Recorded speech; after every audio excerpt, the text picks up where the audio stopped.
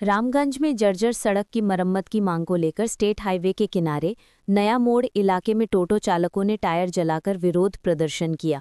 इस्लामपुर थाना अंतर्गत रामगंज के नया मोड़ इलाके में टोटो चालकों ने जर्जर सड़क की मरम्मत की मांग को लेकर टायर जलाकर विरोध प्रदर्शन किया। घटना की खबर मिलते ही रामगंज चौकी की पुलिस मौके पर पहुंची। प्रदर्शनकारियों की मांग है कि उस बदहाल सड़क की तुरंत मरम्मत की जाए। प्रदर्शनकारियों का आरोप है कि आए दिन कोई न कोई दुर्घटना होती रहती है। बीमार मरीजों से लेकर आम लोगों तक इस सड़क की जर्जर हालत के कारण परेशान है। लगभग हर दिन सवारियों से लदे टोटो के पलटने आदि कारणों से कई लोगों के हाथ पैर टूटे हैं। सड़क की जर्जर हालत के कारण आम लोगों से लेकर टोटो चालकों तक सभी को हर दिन परेशानियों का सामना करना पड़ रहा है।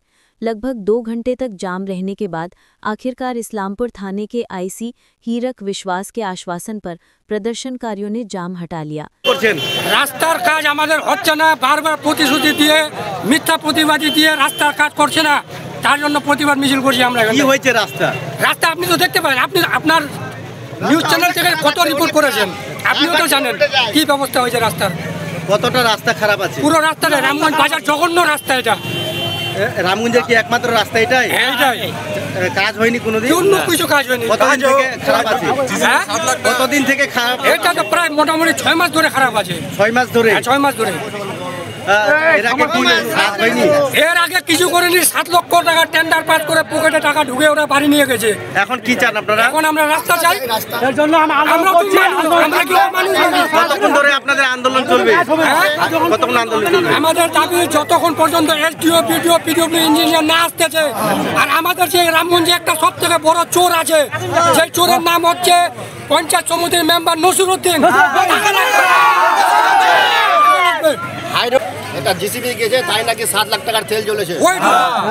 ওই জিসিবির মালিক নসিরউদ্দিন। কাজ হয়েছিল পূজার আগেই, কিন্তু পূজা শেষ হয়ে গেছে, 10 দিন হয়ে গেছে পূজার আগে, পরে কিন্তু কাজ শুরু হওয়ার কথা ছিল, কিন্তু কাজ শুরু হয়নি। এখন হাই রোড থেকে খালগঞ্জ পর্যন্ত রাস্তার এরকম বেহাল, মানুষ যে খাইদা আসে যে এই রাস্তা দিয়ে চলে যায়, তাহলে সাথে সাথে হজম হয়ে যায়। এখন যে অবরোধ করছে রাস্তা, কে করছে এখানে অবরোধ? কে করছে?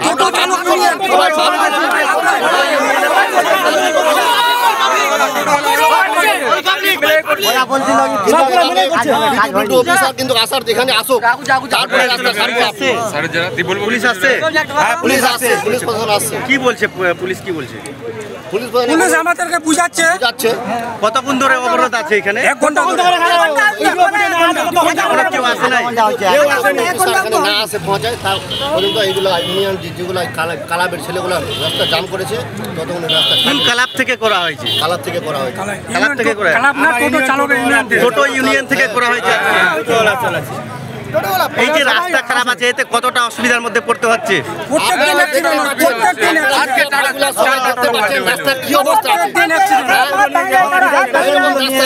একটা টোটো ভালো মতো যেতে পারছে না।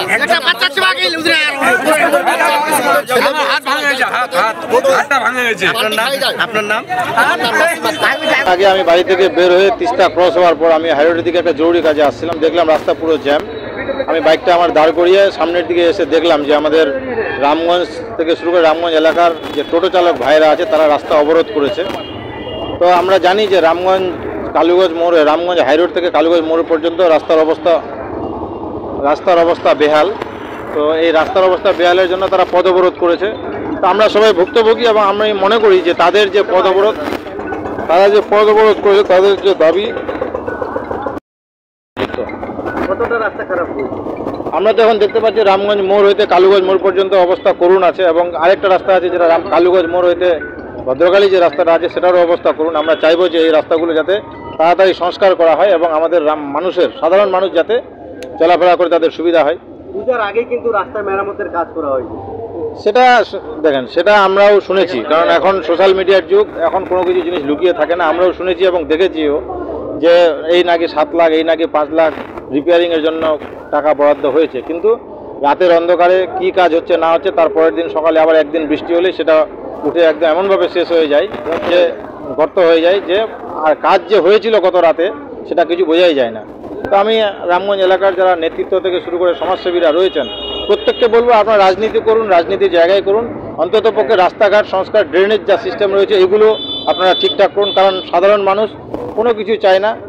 সাধারণ মানুষের একটাই দাবি, বিশেষ করে রাস্তাঘাট থেকে শুরু করে ড্রেন, এগুলো যদি ঠিক হয় তাহলে মানুষের বেশি আশা করি চাহিদা নেই। এই দু তিনটা জিনিসেরই মানুষের চাহিদা। তাহলে কি আপনি মনে করছেন রামগঞ্জে কাজ হচ্ছে না? দেখুন, সে বিষয়টা আমরা সবাই জানি, হয়তো কেউ মুখে বলছে কেউ বলছে না। কাজের নামে যে দুর্নীতি হচ্ছে সেটা সবারই জানা। তবে শুধু আমি একাই বললে হবে না, রামগঞ্জবাসীকে একত্রিত হয়ে এই যে কাজ হচ্ছে সে তার প্রতিবাদ করা আমাদের উচিত। এবং আজকে সে কাজটা প্রাথমিকভাবে করে দিয়েছে আমাদের টোটো চালক ভাইরা। আগামীতে শুধু টোটো চালক ভাইরা নয়, আরও আপামর মানুষকে এগিয়ে আসতে হবে, যাতে দুর্নীতি যে হচ্ছে সেই দুর্নীতির বিরুদ্ধে আমাদের রুখে দাঁড়াতে হবে এবং সাধারণ মানুষের যে চাহিদা সেই চাহিদাগুলো পূরণ করতে যা যা দরকার সবাইকে এক হয়ে ঝাঁপিয়ে পড়তে হবে, তাহলে আমরা আমাদের দাবি আদায় করতে পারবো। কতক্ষণ বিক্ষোভ চলছিল? প্রায় 2 ঘন্টা। কিভাবে বিক্ষোভটা তুলে নেওয়া হলো? বিক্ষোভ আমরা দেখলাম প্রথমে রামগঞ্জ পুলিশ ফাঁড়ির যিনি আধিকারিকরা ওনারা এসেছিলেন, তারপরে ওনাদের সাথে কথা বলার পর আমরা দেখলাম যে আমাদের ইসলামপুর থানার যিনি আইসি আছেন আমাদের হীরক বিশ্বাস মহাশয়, উনিও এসেছিলেন এবং ওনাদের আশ্বাসে এবং তত্ত্বাবধানে আজকের এই বিক্ষোভ কর্মসূচি তুলে নেওয়া হলো।